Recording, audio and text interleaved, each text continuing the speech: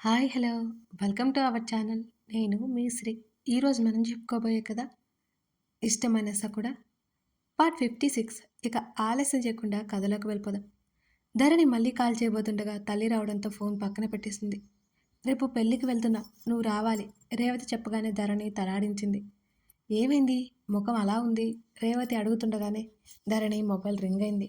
ఆమె భయంగా ఫోన్ చేతిలోకి తీసుకుని ఆఫ్ చేసింది. కళ్ళు చిన్నవి చేసి చూసింది రేవతి. ఎవరే? రేవతి మరి కాస్త ముందుకు రావడంతో ఫోన్ స్విచ్ ఆఫ్ చేసింది ధరణి. శృతి అమ్మ. శృతి.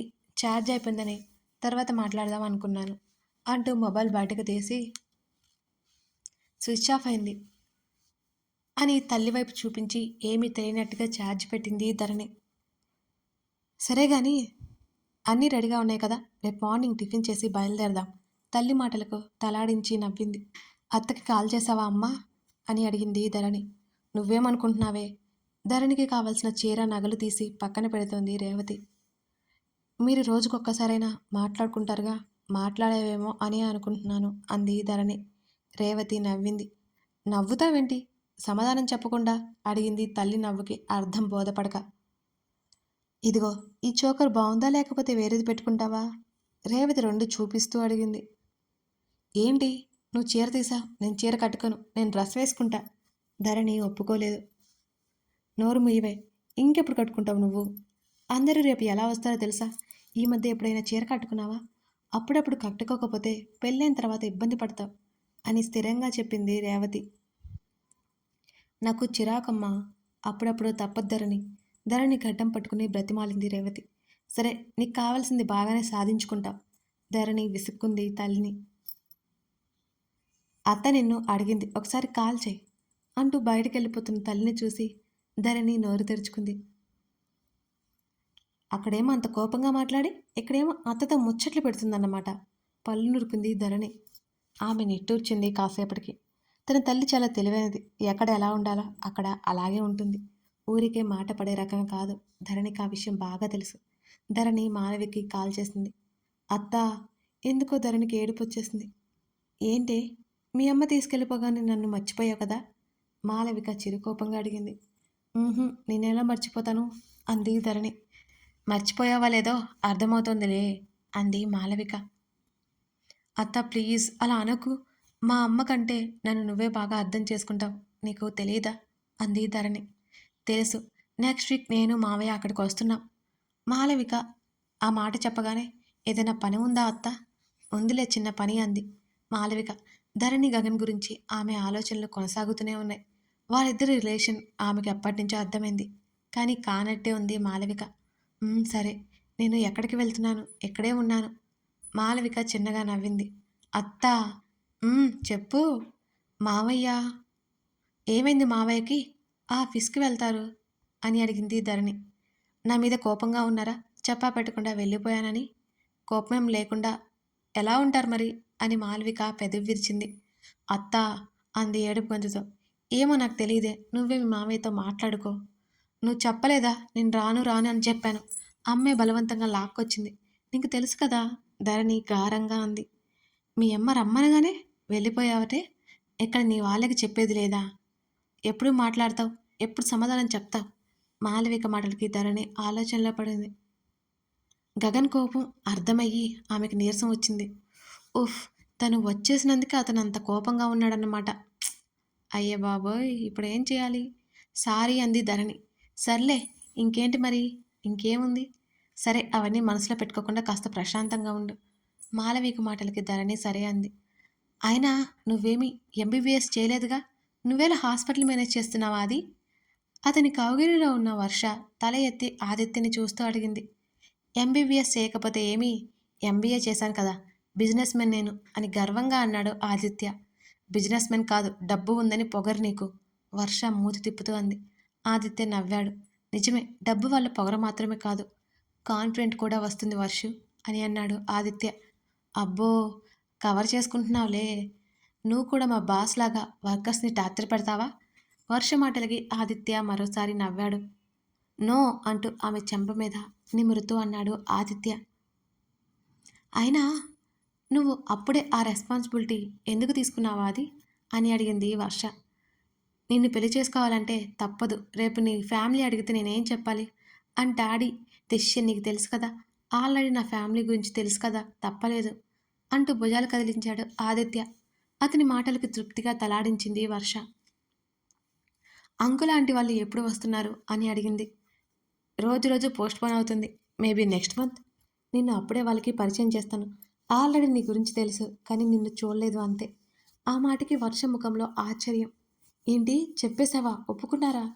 ఆమె మనసు కేరింతలు కొట్టసాగింది. యెస్, ఎప్పుడో ఒప్పేసుకున్నారు.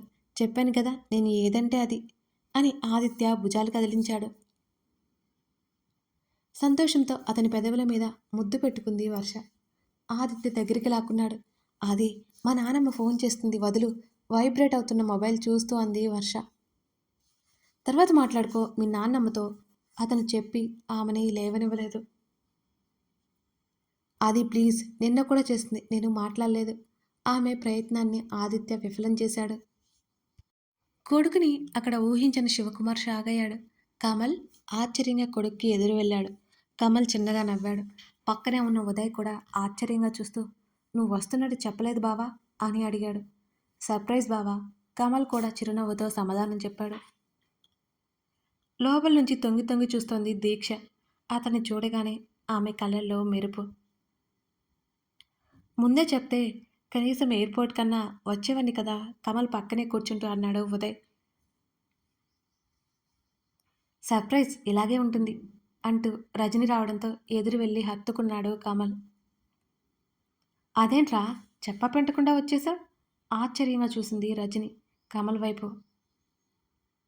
నేను రావడం మీ అందరికీ ఇష్టం లేదా ఏంటి అని కమల్ అంటుంటే కమల్ భుజం మీద ఒక్కటేసి అవేం మాటలు, ఇన్నాళ్ళకు మమ్మల్ని చూడాలనిపించి వచ్చావన్నమాట. ఇలా చిక్కిపోయావేమి, తినట్లేదా అంటూ రజని అడుగుతుంటే ఆమె భుజం చుట్టూ చేయి వేసి అత్త ఇక ఆపై మామయ్య ఎక్కడా అని అడిగాడు కమల్. ఆయన ఎక్కడున్నారో ఆఫీస్కి వెళ్ళిపోయారు అని రజని చెప్తుంటే అదేంటి బావ ఈ మధ్య అన్నీ చూసుకుంటున్నారని చెప్పారు అంటూ ఉదయ్ వైపు చూశాడు కమల్. ఈ మధ్య హెల్త్ అప్సెట్ అయింది కమల్. ఉదయ్ తడబాటు లేకుండా చెప్పాడు. సరే సరే తర్వాత మాట్లాడుకుందాం. నువ్వు వెళ్ళి ఫ్రెష్ అయ్యరా. డిన్నర్కి నీకు ఇష్టమైనవి వండి పెడతా అని. ఇంతకీ అక్కడ అలవాట్లకి ఇక్కడ రుచులు మర్చిపోయావా ఏంటి అని అడిగింది రజని. చిన్నప్పటి నుంచి నీ చేతి వంట తినే కదా అత్త పెరిగాను. ఎలా మర్చిపోతాను చెప్పు. నువ్వు వండి పడేస్తే కుమ్మేద్దామని నవ్వుతూ గదిలోకి వెళ్ళిపోతూ అక్కడే ఉన్న దీక్షను చూసి హాయ్ దీక్ష ఎలా ఉన్నావు అని పలకరించాడు కమల్. బాగున్నాను బావా అని సిగ్గుతో తలదించుకొని ఇక తల ఎత్తలేదు. ఆమె ప్రవర్తన అర్థం కానట్లే మెట్లు ఎక్కి పైకెళ్ళిపోయాడు కమల్. అల్లుడు నా కొడుకొచ్చాడు. మనం ఇంకా జాగ్రత్తగా ఉండాలి. వాడికి ఇవన్నీ తెలియదు శివకుమార్ నెమ్మదిగా చెప్పాడు ఉదయ్తో. ఉదయ్ కూడా తలాడించాడు. చెల్లమ్మ, నేను ఉదయ్ బాబుని హాస్పిటల్కి తీసుకెళ్తున్నాను, కమల్కి చెప్పు అన్నాడు శివకుమార్. అలాగే నానయ్య అని మేనల్లుడు వచ్చిన సంతోషంతో వంటగదిలోకి వెళ్ళిపోయింది రజని. కొడుకు వచ్చిన తన కొడుకు కోసం ఆలోచిస్తున్న తన అన్నయ్య గురించి చాలా గొప్పగా ఊహించుకుంది రజని. ఎప్పుడెప్పుడు కమల కిందకొస్తాడో చూద్దామా అని ఎదురు చూస్తుంది దీక్ష. మరోవైపు బెడ్ మీద నిశ్చలంగా పడుకుని ఉంది అమృత. ఆమె శరీరంలో ఉన్న డ్రగ్ నుంచి స్పృహలోకి రావడానికి ఆమెకి 4 రోజులు పట్టింది. ఆమెకి ట్రీట్మెంట్ జరుగుతున్నా సరే శరీరం అంతా నిస్సత్తుగా ఉంది. ఆమె శరీరం ఎటు కదలలేని స్థితిలోకి వెళ్ళిపోయింది. ఆమె నెమ్మదిగా కళ్ళు తెరిచి చుట్టూ చూడసాగింది. ఆమె చేతులు కళ్ళు కట్టేసి ఉన్నాయి. అలా చేయకపోయినా ఆమె కదలలేని స్థితిలోనే ఉంది. జరిగిందంతా తలుచుకుని 3 రోజుల నుంచి ఏడుస్తూనే ఉంది. ఉదయ్ ఏం చేశాడో ఆమెకు అంతా గుర్తుంది. కానీ ఇక్కడ ఉదయ్ లేడు. తనని ఎవరో తీసుకొచ్చారో తెలియట్లేదు. ఏదో ఒంట్లో ఉన్నట్టుంది తను. లేడీ డాక్టర్ తనకి ట్రీట్మెంట్ ఇస్తోంది రోజు. అంతవరకు తెలుస్తోంది అమృతకి. ఎవరైనా వచ్చినా ఆమె స్పృహలో లేనట్టే ఉంటుంది, నటిస్తోంది. తలుపు తెరిచిన చప్పుడు రావడంతో కళ్ళు మూసుకుంది అమృత. సార్, మార్నింగ్ డాక్టర్ చెక్ చేసి వెళ్ళింది. ఆ అమ్మాయి ఇంకా స్పృహలోకి రాలేదు అని అన్నాడు ఓ వ్యక్తి. సర్లే నువ్వెళ్ళు. ఉదయ్ మాటలు వినగానే వణుకు వచ్చేసింది అమృతకి. డోర్ లాక్ చేసి ఆమె దగ్గరికి నడిచాడు ఉదయ్. అమృత ప్రాణం బిగబట్టుకుని పడుకుంది. అమృత, అమృత ఆమె చెంప మీద చేయి వేశాడు ఉదయ్. అమృత ఉలిక్కిపడ్డాడు. కళ్ళు తెరిచింది. ఆమె కళ్ళ నిండా నీళ్లు నిండుకొని ఉన్నాయి. నన్నేం చేయకు, అతను రాగానే భయం లాంటిది ఆమె శరీరంలో పాకి వేడుకున్నట్టయింది. ప్రస్తుతానికి నిన్ను చంపే ఉద్దేశం లేదు అని అన్నాడు ఉదయ్. నన్ను వదిలే, నేను వెళ్ళిపోతాను, ఆమె ఏడుస్తూనే అడిగింది. అంత పిచ్చోళ్ళా కనిపిస్తున్నానా నేను? నిన్ను వదిలేస్తే నా చావుకు నేను ముహూర్తం పెట్టుకున్నట్టే. నాకు కావాల్సింది దక్కే వరకు నిన్ను వదలను అని వికారంగా నవ్వాడు ఉదయ్. అసహ్యంగా చూసింది అమృత. ఏ మాటకు ఆ మాట. తీసేసే ఫిగర్ కాదు నీది అంటున్న ఉదయ్ ముఖం మీద ఉమ్ము వేయాలనిపించింది అమృతకి. అంతే అసహ్యంగా చూస్తూ ముఖం పక్కకి తిప్పుకుంది. అమృత, ఇందులో నా తప్పేం లేదు. నువ్వే వచ్చి నా దగ్గర ఇరుక్కుపోయా. నేను తాగి ఉన్నాను కనుక అలా జరిగింది. నా మీద కోపం పెంచుకోవద్దు అంటూ మరోసారి నవ్వాడు ఉదయ్. ఆమె జీవితం నాశనం అయిపోయింది అని దిగులు అమృతని కృంగిపోయేలా చేస్తోంది ఒకవైపు. ఇంకా నన్నెందుకు ఇక్కడ ఉంచావు? నీకు కావాల్సింది నేను కాదని నువ్వే చెప్తున్నావు కదా. ప్లీజ్ నన్ను వదిలే. మా అమ్మ నాన్న నా కోసం కంగారు పడుతుంటారు అని అంది అమృత. చెప్పాను కదా, నువ్వు ఎరవి అమృత. చేప పిల్ల నా వల్ల పడ్డాక నిన్ను వదిలేస్తాను అని అన్నాడు ఉదయ్. ఛీ, బుద్ధుందా నీకు? ఇదంతా ఎవరికోసం చేస్తున్నావో నాకు తెలుసు. నువ్వంటే ఇష్టం లేని అమ్మాయిని దక్కించుకోవాలని చూస్తున్నావు. మనిషివేనా నువ్వు అని కోపంగా అరిచింది అమృత. అంటే నీకు మొత్తం అర్థమైపోయిందన్నమాట. ఇక ముసుగులో గుద్దులాట ఎందుకు? ధరణి నా దగ్గరికి వచ్చే వరకు నువ్వు బయటికి వెళ్ళలేవు అని అన్నాడు ఉదయ్. అక్కడికక్కడే ఉదయ్ని చంపేయాలనిపిస్తోంది అమృతకి. ఆమె శరీరం నీరసించిపోతోంది. ధరణి నీకు దక్కదు అంది కోపంగా అమృత. చూస్తూ ఉండు, తనంతటి తానే నా దగ్గరికి వస్తుంది. అమృత ముఖంలో ముఖం పెట్టి చెప్పగానే అతని ముఖం మీద ఉమ్ము వేసింది అమృత. ఏయ్ అంటూ అమృత చెంప మీద కొట్టగానే ఒక్కసారిగా తల పక్కకు వాల్చేసింది అమృత. కళ్ళు తిరిగిపోయి. ఎంత ధైర్యమే నీకు అంటూ అమృత గొంతు పట్టుకున్నాడు ఉదయ్. శ్వాస తీసుకోలేక ఇబ్బంది పడుతున్న అమృత కళ్ళల్లో నీళ్లు బయటికి వచ్చాయి. ఆమె చేతులు కాళ్ళు అటు ఇటు కదిలిస్తోంది. ఆమె చచ్చిపోయేలా ఉందని వదిలేస్తాడు ఉదయ్. మా మామయ్య చెప్పినట్టు నిన్ను చంపేయాల్సింది. అనవసరంగా చంపకుండా ఆపేశాను. ఇంకోసారి నా ముందు పొగరు చూపిస్తే ఇక్కడికిక్కడే ప్రాణాలతో తీసేస్తాను. ప్రాణాలతో బయటపడలేవు అని అన్నాడు. విరక్తిగా నవ్వుకుంది అమృత. మలినమైన తన దేహం, తన ప్రాణం ఇక ఎవరి కోసం? ఆమె కళ్ళల్లో నీళ్లు గంగలా పొంగాయి. బట్ ఐ లైక్ యువర్ అంటూ ఆమె చెవి దగ్గర గొనిగి లేచాడు. ఏడుస్తూ కళ్ళు మూసుకుంది అమృత ఓపిక లేకపోతుంటే. ఆమె శరీరం అంతా ఎంత బాధగా ఉందో ఆమెకు మాత్రమే తెలుసు. దాన్ని బాగా చూసుకోండి. లేడీ ఉందా అని అడిగాడు వర్కర్ని ఉద్దేశించి. ఉంది సార్ అన్నాడు అతను. మీరు లోపలికి వెళ్ళడానికి వీల్లేదు. మీ ఎవరు జాగ్రత్త, అది తప్పించుకోకూడదు అని చెప్పేసి ఉదయ్ వెళ్ళిపోయాడు అక్కడి నుంచి. గోల్డ్ కలర్, మెరూన్ కలర్ కలిపిన ఉన్న పట్టుచీర చక్కగా రెడీ చేసింది రేవతి ధరణిని. నువ్వు నన్ను పెళ్లి కూతుర్లో తయారు చేస్తున్నావేంటి? ఈ చీర ఎంత బరువుగా ఉందో, ఈ నగలు చూడు. ధరణి విసుక్కుంది తల్లిని. అంత హెవీగా ఏం లేదు, చూడు ఎంత చక్కగా ఉన్నావు అంటూ కూతుర్ని చూసుకుని మురిసిపోయింది రేవతి.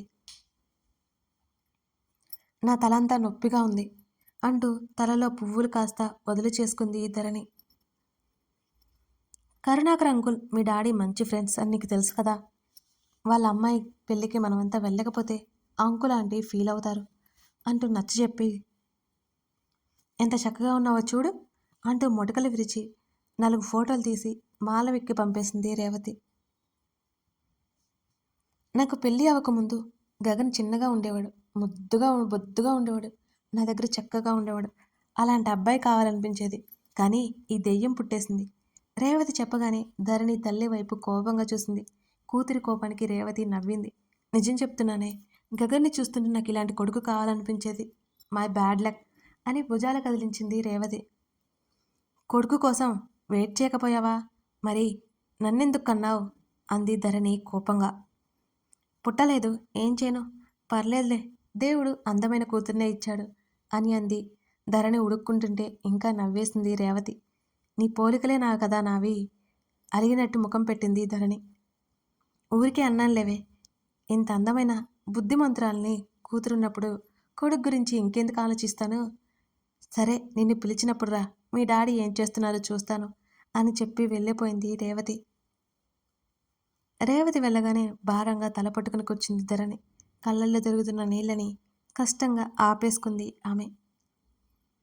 ఆమె మొబైల్ రింగ్ అవుతుంటే గగన్ నుంచి ఫోన్ కాల్ వస్తుండటంతో ఆమె మనసు ఒక్కసారిగా కేరింతలు కొట్టింది. ఆమె కాల్ లిఫ్ట్ చేసింది. నీకు లొకేషన్ సెండ్ చేశాను, వచ్చేయ్ అంటున్న గగన్ మాటలకు ఆమెకు అర్థం కాలేదు. వైజాగ్ వచ్చావా? ఆశ్చర్యంగా నోరు తెరిచింది ధరణి. అవును అని అన్నాడు. రేపు కదా నేను రమ్మన్నాను. ఇంకో గంట వరకు వెయిట్ చేస్తా. వస్తారా లేదంటే లేదు. గంట అంటే గంటే. ఒక్క నిమిషం లేట్ అయినా రిటర్న్ వెళ్ళిపోతా అని చెప్పేసి కాల్ కట్ చేశాడు గగన్. ఆ పొగరు మొండివాడు, ధరణి మనసులోనే తిట్టుకుంది. గగన్ మళ్ళీ కాల్ చేయడంతో ధరణి లిఫ్ట్ చేసింది. అడ్రస్ సరిగ్గా చూసిరా అంటుండగానే రేవతి మళ్ళీ గదిలోకి వచ్చింది. ధరణి ఫోన్ డ్రెస్సింగ్ టేబుల్ మీద బోర్లా పెట్టింది. వెళ్దామా? రేవతి అడుగుతుంటే ధరణి తల పట్టుకుని, జడ చూడు ఎలా వేసావో, తలంతా నొప్పిగా ఉంది, నేను రాలేను, నువ్వెళ్ళు అంటున్న కూతురి మాటలకి నిజంగానే రేవతి నివ్వెరబోయింది. ఏయ్ తింగర పిల్ల, పిచ్చా నీకు? గంటసేపు రెడీ అయ్యి తీరా వెళ్లే ముందు రాను అంటావు. బిందు నిన్ను అడుగుతోంది, నోరు మూసుకొనిరా, రేవతి సీరియస్గా చెప్పింది. గగన్ ఆ మాటలన్నీ వింటున్నాడు. ధరణికి తెలియదుగా. పాపం ధరణికి ఏడుపొక్కటే తక్కువ. అటు తను వెళ్ళకపోతే గగన్ వెళ్ళిపోతాడు. ఇటేమో తల్లి ఊరుకోదు. ధరణికి ఏం చేయాలో అర్థం కాలేదు కాసేపు. ముందు నుయ్యి వెనక గొయ్యిలా ఉంది ఆమె పరిస్థితి. కథ కొనసాగుతోంది. ఇంతకీ మన ధరణి తల్లిని కాదని తల్లికి ఏదొక చెప్పి గగన్ దగ్గరికి వెళ్తుందా లేదా?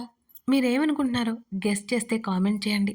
అలాగే మన ఛానల్లో ధరణి గగన్ పేరు మీద ధరణి కళ్యాణం అనే స్టోరీ ఉంది. ఓ లుక్ వేయండి. Thank you.